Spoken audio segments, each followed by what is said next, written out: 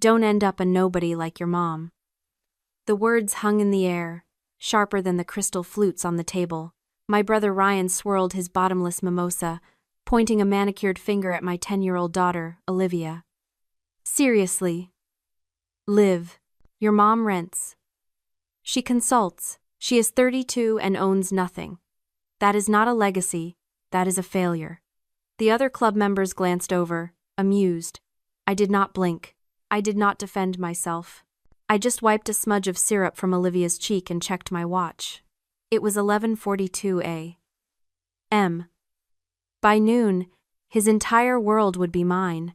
Drop a comment and let me know where you're listening from and what time it is for you right now. I'd love to know who's part of our community.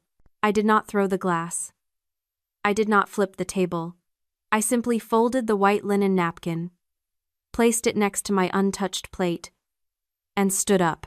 The movement was so precise, so devoid of the drama Ryan craved, that for a second, he looked disappointed. "Running away already, Soph?" he called out, his voice booming across the patio, ensuring the table of investors 3 feet away heard him. "We haven't even ordered the lobster. Don't be such a snowflake. I am just trying to motivate you." I did not look at him. I looked at Olivia. Her eyes were wide, welling with the kind of shame that sticks to a child's ribs for 20 years if you let it. I took her hand. It was cold. "Come on, Liv," I said. My voice was steady, low. "Let's go." We walked out of the club, past the valets who knew Ryan by name but only knew me as the sister, past the gleaming row of leased luxury cars that Ryan pretended were assets. The silence in the parking lot was heavy, but it was not the silence of defeat. It was the silence of a fuse burning down. I buckled Olivia into the back seat of my sedan. "Mom?" she whispered. "Is Uncle Ryan right? Are we nobodies?" I paused, my hand on the doorframe. I looked at her, really looked at her, and I felt something inside me snap. Not a break, but a locking into place, like a bolt sliding home. "No," I said. "Uncle Ryan is loud. There is a difference." I closed the door, creating a seal of quiet around us. I walked around to the driver's side, but before I got in, I leaned against the warm metal of the car and pulled my phone from my clutch. The screen was bright in the midday sun. I opened my encrypted messaging app and found the contact listed only as Jared. Jared was Ryan's chief operating officer. He was also the man I had hired 3 years ago to keep the ship from sinking while Ryan played captain on the deck. I typed 2 sentences. "Activate the Aurora Clause. Mandatory shareholder meeting. 3 p.m. today." I watched the message deliver. Then I watched it turn to read. 3 seconds later, 3 dots appeared, danced for a moment, and vanished. Jared knew better than to reply. He knew what Aurora meant. It meant the grace period was over. It meant the silent partner was stepping into the light. I slipped the phone back into my bag. People often ask how Ryan didn't know. How could he run a company for 3 years and not know his own sister was the majority shareholder? It seems impossible, but Ryan suffered from a specific, fatal kind of blindness.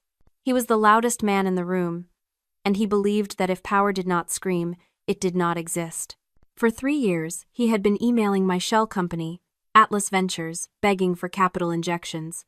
He wrote long, flowery emails about his vision and his legacy, using the same desperate flattery he used on his country club friends. He never suspected me because his narcissism wouldn't allow it. To Ryan, I was just Sophia, the girl who rented, the girl who drove a 4-year-old car, the girl who consulted. He could not conceive that the failure sitting across from him at brunch could buy and sell him 3 times over before breakfast. His arrogance was his blind spot. He thought he was a king because he wore a crown, never realizing he was standing on a trapdoor I had built. I got into the driver's seat and started the engine. It purred to life, efficient and reliable. I checked the rearview mirror. Olivia was looking out the window, watching the country club disappear. "Where are we going?" she asked. "To the park," I said. "And then, we are going to work." It was 11:48. Ryan was probably ordering another round of mimosas, laughing about his sensitive sister, completely unaware that he was already an employee. The playground was quiet, a small island of green in the middle of the city. I sat on a bench, watching Olivia pump her legs, swinging higher and higher, trying to touch the sky. She looked lighter now, the shame from the country club already fading in the wind. Children are resilient, but they are observant. She needed to know that her mother was not a victim. Ryan told everyone I was a freelance consultant. It was a convenient box to put me in, vague enough to be dismissive, small enough not to threaten him. He liked to imagine I spent my days proofreading resumes or organizing spreadsheets for minimum wage. The truth was a little more complex. I do not consult. I acquire. I am the founder and sole principal of SV Capital, a boutique private equity firm. As of this morning's market open, my personal portfolio sits at $16.8 million. I built it quietly, brick by brick, leveraging the very thing my family mocked: my silence. While Ryan was busy buying tables at charity galas to look important, I was analyzing market trends. While he was leasing cars to project wealth, I was buying assets that generated it. I checked my phone. Still no reply from Jared. He was likely pulling the files now. My mind drifted back 3 years. That was when the hospitality group almost died.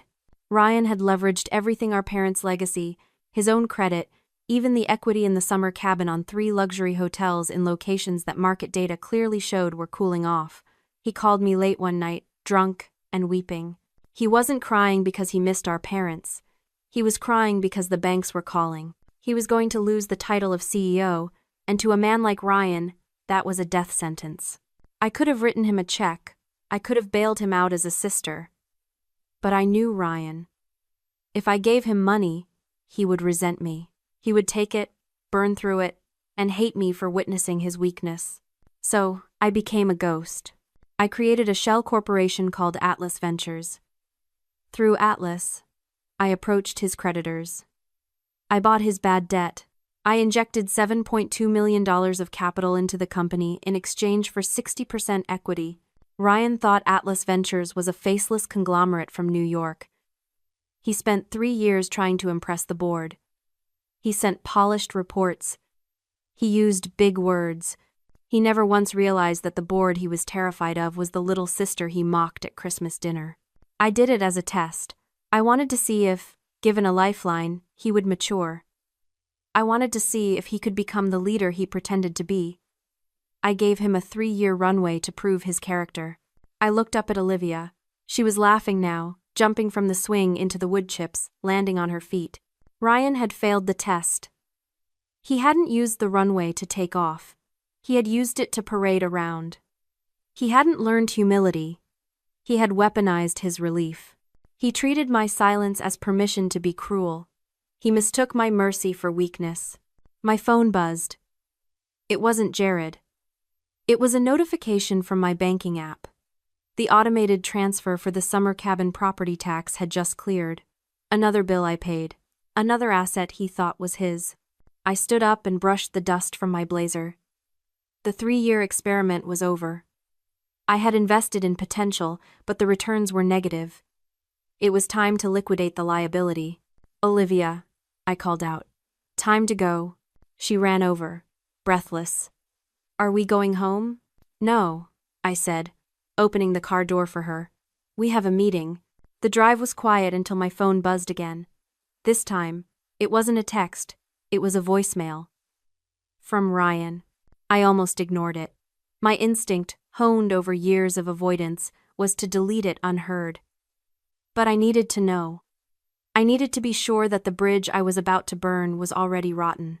"Olivia, put your headphones on," I said. She obeyed, sliding her pink headphones over her ears and turning back to her tablet. I pressed play. Ryan's voice filled the car, distorted by cheap speakers but unmistakably toxic. "Soph, you really outdid yourself today. Walking out like a toddler?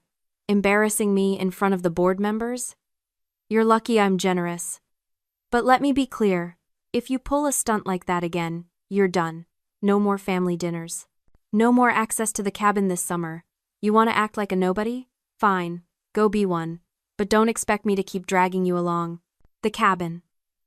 The family cabin on the lake that our parents built. The cabin where I spent every July paying for the repairs, the insurance, the landscaping. While Ryan posted Instagram photos of his sanctuary, he was threatening to ban me from a property I legally owned 50% of and financially supported 100% of. I listened to the message again. It wasn't an apology. It wasn't even a negotiation. It was a declaration of ownership. He truly believed he owned me. He believed my presence in the family was a charity he provided, a subscription he could cancel if I didn't pay my dues in submission. I looked at Olivia in the rearview mirror. She was humming along to her music, innocent and oblivious. Ryan hadn't just insulted me. He had threatened to cut her off from her heritage, from the only place that still felt like her grandparents. Something cold settled in my chest. It wasn't anger anymore. Anger is hot. Anger burns out. This was clarity. It was absolute, freezing clarity. I didn't delete the voicemail. I tapped share and forwarded the audio file to Jared. I added a caption, add to the personnel file. Then I reached into the back seat and pulled my blazer from the hanger. It was charcoal gray, tailored, sharp. My armor. I pulled into the parking garage of the Ryan Hospitality Group headquarters, a gleaming glass tower that Ryan liked to call his legacy. I put the car in park and slipped the blazer on. I buttoned it. I checked my reflection. The sister was gone. The freelance consultant was gone. The chairman of the board had arrived. I parked in the visitor spot, right next to the reserved space marked CEO. "All right, Liv," I said, unbuckling my seatbelt. "We're here." "Why are we at Uncle Ryan's building?" Olivia asked, peering up at the glass monolith. It reflected the afternoon sun, a mirror designed to intimidate. "It's a building, Olivia."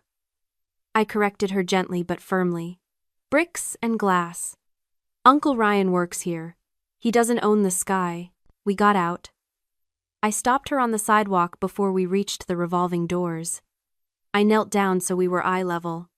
I straightened her collar and smoothed a stray hair from her forehead. This was the most important lesson of the day. "Listen to me," I said. "Uncle Ryan is like a firework. You know how fireworks are?" Olivia nodded. "Loud, bright, scary sometimes." "Exactly. They make a lot of noise, and everyone looks at them, but they burn out fast. And when they're done, there's nothing left but smoke." I took her small shoulders in my hands. "I don't want you to be a firework. I want you to be a lighthouse. Do you know what a lighthouse does? It shines. It stands," I said. "It stays in one place. It doesn't scream. It doesn't run around. It just stands there, solid and bright. And it guides the ships home. It's powerful because it's steady. True power isn't about making other people feel small, Liv. It's about having the strength to build things that last." I saw the understanding dawn in her eyes. It was a small spark, but it was there. She wasn't just a victim of her uncle's bullying anymore. She was an observer of his weakness. "Are you a lighthouse, Mom?" she asked. "I'm trying to be," I said. "And today, we're going to turn the light on." I stood up. I adjusted my blazer. I took my daughter's hand. We walked through the revolving doors, not as guests, but as owners. The security guard, who usually waved me through with a vague nod, straightened up when he saw my face. I didn't smile. I didn't stop. I walked straight to the elevator bank and pressed the button for the top floor. The doors slid shut, sealing us in. As the numbers climbed 10, 20, 30, I felt the last remnants of my old self falling away. The sister who apologized. The sister who kept the peace. The sister who paid the bills and let her brother take the credit. The doors opened on the executive floor. It was quiet, the hush of expensive carpet and serious money. Jared was waiting by the reception desk. He didn't say a word. He just nodded and handed me a thick file folder. "He's in the boardroom," Jared said. "He thinks you're coming to apologize." I took the file. "Let's go correct him." The boardroom was an aquarium of ego. Glass walls on 3 sides, a view of the city skyline that screamed expensive, and a mahogany table long enough to land a plane on. Ryan was sitting at the head of it, scrolling on his phone, his feet resting on the polished wood. When we walked in, he didn't even look up at first. About time. Soph, I hope you brought your checkbook. And an apology. Then he saw Olivia. His feet dropped to the floor. What is this? Why is the kid here? He stood up, his face flushing. This is a business meeting, Sophia. Get her out. Now. No, I said. I walked to the other end of the table. I pulled out a chair for Olivia. Sit here, sweetie. You can draw. Ryan laughed, a sharp, incredulous bark. Are you insane? Jared, get security. Get them out of here. Jared didn't move towards the phone. He moved towards the door. He closed it. Then he locked it. The click was loud in the silent room. Ryan looked at Jared, then at me. I sat down at the opposite end of the table. I didn't say a word. I just slid the file folder across the glass. It spun perfectly, stopping inches from his hand. Open it, I said. Ryan sneered. What is this? Your resume? A bill for babysitting? He flipped it open. I watched his eyes. I watched them scan the first page, the incorporation documents for Atlas Ventures. I watched them move to the second page, the cap table, showing Atlas owning 60% of Ryan Hospitality Group. And then I watched them land on the signature line at the bottom of the page. Sophia V. Sterling. The silence stretched, thin and tight. When he looked up, his face was gray. This is fake, he whispered. You don't have this kind of money. You rent an apartment. I rent because I choose to, I said. I own 60% of this company because I bought your bad debt 3 years ago. I am Atlas Ventures, Ryan. I am the board you've been trying to impress. No. He shook his head, a frantic, jerky motion. No. Atlas is a firm in New York. You're a consultant. I am a private equity investor with a portfolio of $16.8 million, I corrected him. And you are a liability I am tired of carrying. He looked at Jared for help. Tell her she's crazy. She's the majority shareholder, Ryan, Jared said, his voice flat. She signs my checks. And yours. Ryan collapsed into his chair. The arrogance was draining out of him, replaced by a terrified confusion. But I wasn't done. I nodded to Jared. Show him the rest. Jared pulled up a spreadsheet on the main monitor. It was an expense report. We ran a full audit this morning, Jared said. The Porsche lease? Expensed as client transport. The country club membership? Business development. The rent on your penthouse? Corporate housing. You've been expensing your entire life to the company, Ryan. Ryan stood up, slamming his hands on the table. I am the CEO. Those are legitimate expenses. I have to look the part. You don't own that Porsche, Ryan, I said, my voice cutting through his shouting. The company leases it. You don't own your apartment. The company rents it. You don't even own this suit. The company credit card paid for it. I leaned forward. You are a paper tiger. You look fierce on the outside, but you are made of debt on the inside. You built a life on money you didn't earn, status you didn't build, and a company you don't own. And today, the bill is due. Ryan looked at the screen. Then at me. He looked at Olivia, who was watching him with wide, curious eyes. He realized, finally, that there was no audience left to fool. The glass walls of his office weren't displaying his power anymore. They were displaying his nakedness. Sophia, he croaked. We're family. Yes, I said. We are. The word yet hung in the air. Heavy and threatening. Ryan looked at me, his eyes darting from the expense report to my face, searching for the sister who used to loan him money for emergencies. You can't do this, he pleaded, his voice cracking. I'm your brother. Mom and Dad. They wouldn't want this. Mom and Dad left us a legacy of hard work, I said. You turned it into a Ponzi scheme of appearances. I'll pay it back, he said quickly. I'll fix it. Just give me time. Don't ruin me, Sophia. Please. I looked at him. really looked at him. He was sweating through his expensive shirt. He was pathetic. And for the first time, I felt absolutely nothing for him. No anger, no pity, just the cold calculation of an investor cutting a loss. "I'm not going to ruin you, Ryan," I said. "I'm going to save you." He blinked, hope flickering in his eyes. "You are?" "Yes. By teaching you the one thing you've never learned. Consequences." I turned to Jared. "Repossess the car. Today, cancel the country club membership immediately. Terminate the lease on the penthouse. He has 30 days to vacate." Ryan's face crumbled. "My car? My apartment? Where am I supposed to live?" "You can rent a studio," I said. "Like a nobody. Sophia, please." "And as for your job," I continued, ignoring him, "you are no longer CEO.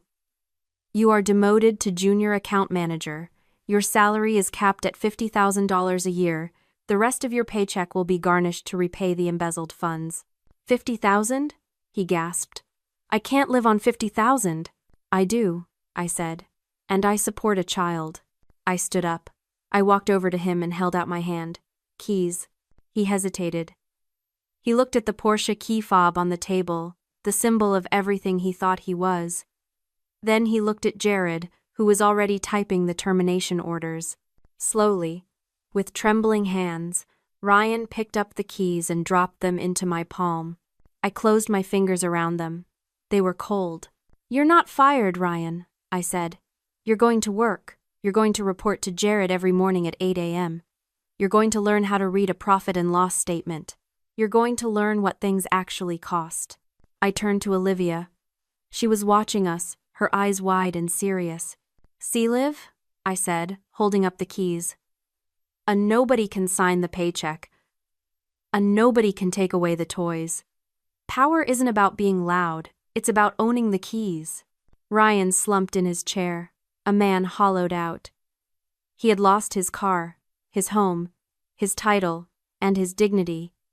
But I hadn't destroyed him. I had stripped away the lies so he could finally, maybe, become a real person. "Let's go," I said to Olivia. We walked out of the boardroom, leaving Ryan alone in his glass box. The door clicked shut behind us, a final, definitive sound. As we walked through the quiet hallway, I dropped the Porsche keys into Jared's hand. "Sell it," I said. "Put the money back into the company." "Understood," Jared said. "Good to see you, Sophia." "You too, Jared." We took the elevator down. When the doors opened to the lobby, the afternoon sun was streaming in, golden and bright. We walked out onto the sidewalk, back to my sensible sedan. It wasn't a Porsche, it wasn't leased. It was mine. The drive home was different. The silence in the car wasn't heavy anymore. It was light. Like the air after a storm breaks. Olivia had taken her headphones off. She was looking out the window, but this time, she wasn't watching the world go by. She was watching the city skyline as if she were trying to figure out how it was put together. "Mom?" she asked, turning to me. "Is Uncle Ryan going to be okay?" "He is going to be tired," I said honestly. "And he is going to be humbled. But yes, he will be okay. In fact, he might finally be happy, because for the first time in his life, he is going to earn what he has. And that is the only thing that no one can ever take away from you." We pulled into the driveway of our rental house. It didn't look like a failure to me anymore. It looked like a fortress. It looked like freedom. We went inside, kicked off our shoes, and ordered pizza. That night, after Olivia was in her pajamas, I opened my laptop at the kitchen table. My inbox was full of the usual updates from my portfolio companies, but one email stood out. It was from Ryan. The subject line was blank. I opened it. There was no long, flowery explanation this time. No excuses about vision or legacy. Just one line. "I will be there at 8. I didn't reply. I didn't need to. I simply clicked archive and watched the message disappear into the digital vault. The transaction was complete. "Mom, can you help me with math?"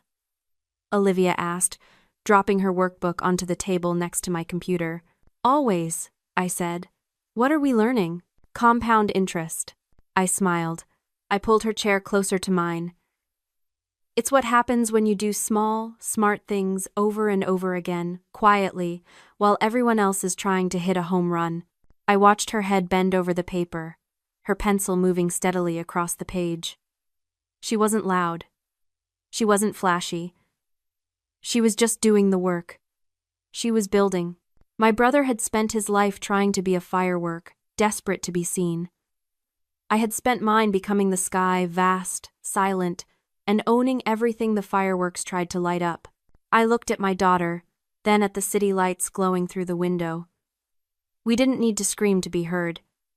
We didn't need to lease a legacy to have one. We were building something real, right here at this kitchen table.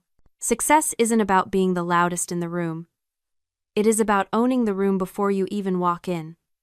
Share this if you are building a silent empire of your own.